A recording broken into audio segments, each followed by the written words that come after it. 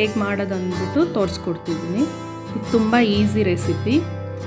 Mutton ಸಾರಿಗೆ ಅಥವಾ ಯಾವುದೇ ಮಸಾಲೆ ಗ್ರೇವಿಗೆ ಚೆನ್ನಾಗಿರುತ್ತೆ. ಗೀ ರೈಸ್ಗೆ ಬೇಕಾಗಿರೋ ಇಂಗ್ರೀಡಿಯೆಂಟ್ಸ್ ಎಲ್ಲ ಸ್ಕ್ರೀನ್ ಮೇಲೆ ಬರ್ತಿದೆ, ಹಾಗೆ ನೋಟ್ ಮಾಡ್ತೀವಿ.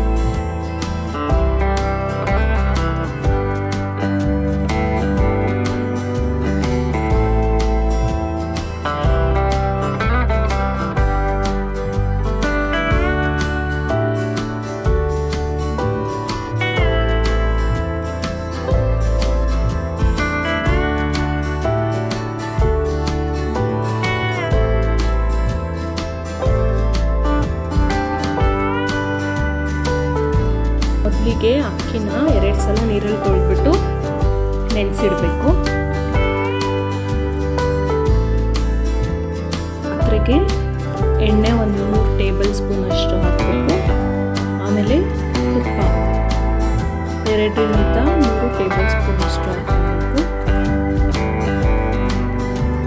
ಇದಕ್ಕೆ ನಾವು ತಗೊಂಡಿರೋ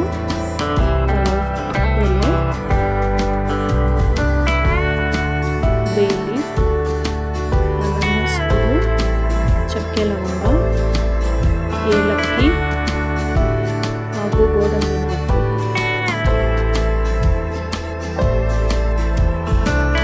ಪಲಾವ್ ಸ್ಪೈಸಸ್ನೆಲ್ಲ ಒಂದ್ಸಲ ಚೆನ್ನಾಗಿ ಅರೋಮ ಬರೋವರೆಗೂ ಫ್ರೈ ಮಾಡಿ.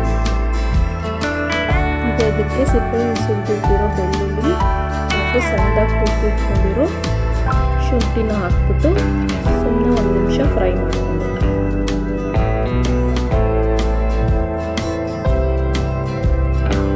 ಇದಕ್ಕೆ 1 ಕಪ್ ನೀರು ಹಾಗೂ 1 ಕಪ್ಪಷ್ಟು ತೆಂಗಿನಕಾಯಿನ ಮಿಕ್ಸ್ ಮಾಡಿರುವಂಥದ್ದು ಅದಕ್ಕೆ ಹಾಕ್ಬಿಟ್ಟು ರುಚಿಗೆ ತಕ್ಕಷ್ಟು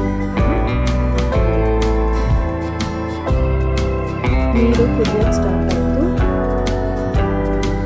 ಸಿಟ್ಕೊಂಡಿರೋ ಅಕ್ಕಿನ ನೀರೆಲ್ಲ ಸೋಪಿಸ್ಬಿಟ್ಟು ಇದಕ್ಕೆ ಹಾಕ್ಕೊಂಡು ಆಮೇಲೆ ಸಣ್ಣದಾಗಿ ಹೆಚ್ಚಿರೋ ಪುದೀನ ಹಾಗೂ ಕೊತ್ತಂಬರಿ ಸೊಪ್ಪನ್ನ ಇದಕ್ಕೆ ಹಾಕ್ತಿದ್ದೀನಿ.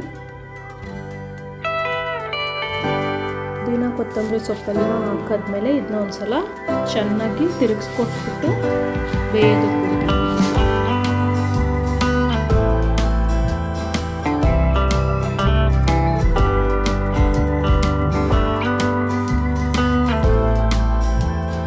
ಈ ಥರ ಸ್ಟೇಜಲ್ಲಿ ಒಂದ್ಸಲ ತಿರುಗಿಸ್ಬಿಟ್ಟು ತಟ್ಟೆ ಮುಚ್ಚಿಟ್ಬಿಟ್ಟು ಸಿಮ್ಮಲ್ಲಿಟ್ಟು ಬೇಯಿಸ್ಕೊಳ್ಬೇಕು.